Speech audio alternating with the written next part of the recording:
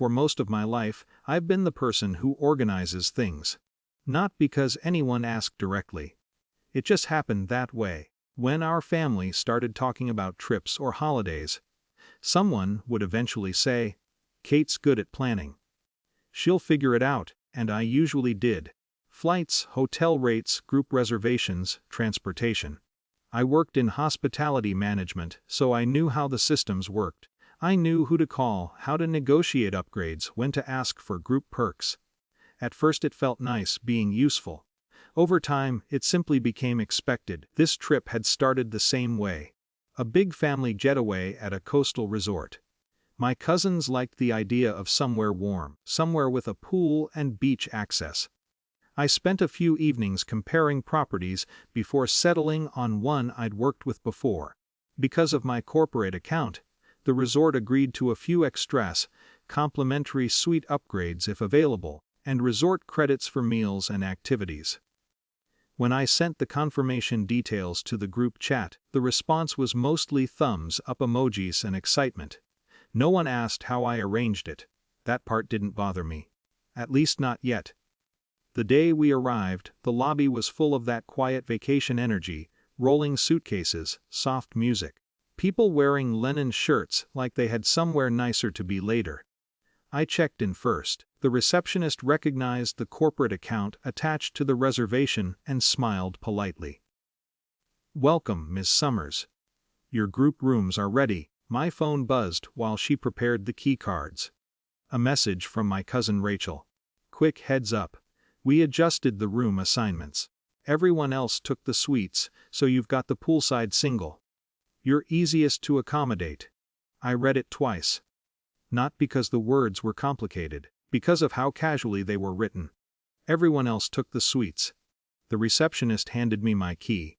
"Poolside room 112, she said. "Let us know if you need anything." I walked outside along the stone path toward the smaller building near the pool. The room itself wasn't bad. Clean, quiet, a small patio facing the water. But about 20 minutes later the family group chat lit up. Photos of the suites, large balconies, ocean views, people laughing in oversized living rooms. Someone had opened a bottle of champagne. I sat on the patio for a while watching the pool water move in the wind. The thing that kept circling my mind wasn't the room. It was the assumption. I had arranged the upgrades through my account, my calls, my professional contacts, and somehow the result had quietly been redistributed without even asking. Not maliciously, maybe. Just conveniently. Around sunset I walked through the lobby and sat near the front desk.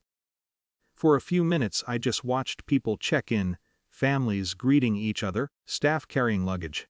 Then I stepped forward. "Hi," I said. The receptionist looked up. "Yes, Miss Summers. My name is Kate Summers.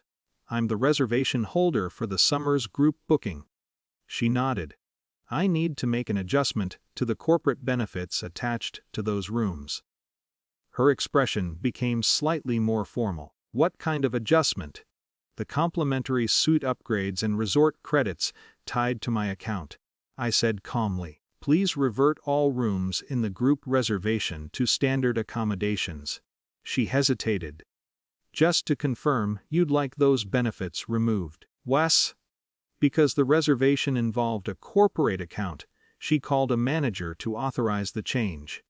The process took about 20 minutes. No drama. Just paperwork. The first message arrived half an hour later. "Hey Kate, something weird happened with our room key." Another one followed. "Did the hotel make a mistake? They moved us." Then Rachel called. "What's going on?" she asked immediately. "I adjusted the reservation," I said. "You what?" "The upgrades were attached to my account," I explained. Since the room assignments were changed without asking me, I reverted everything to standard rooms. Silence. "You're serious?" "Yes." She hung up shortly after that. 2. About an hour later I walked back through the lobby. A small crowd had gathered near the front desk. My cousins were speaking to a man in a dark suit, the regional manager, judging by the name tag. Their voices weren't loud, but the frustration was obvious. Rachel saw me first. "Kate," she said sharply, Did you tell them to take our suites? The manager looked at me politely. M. Summers. I nodded. I confirmed the adjustment earlier. Rachel turned to him. This is ridiculous. Those upgrades were part of the booking. The manager spoke calmly. They were provided through Ms. Summers' corporate hospitality account. Those benefits remain under her authorization. The explanation was simple and very clear. Rachel looked back at me. You didn't have to do that. I held her gaze. No, I said quietly. But I also didn't have to arrange them in the first place. No one argued after that. The group slowly drifted away from the desk. Later that evening I sat by the pool again. The same patio chair. The same quiet water. The trip continued around me, family dinners, beach plans, conversations I wasn't part of. But something had shifted. For the first time on a family vacation, I wasn't the person holding everything together, and strangely, the silence felt lighter than I expected.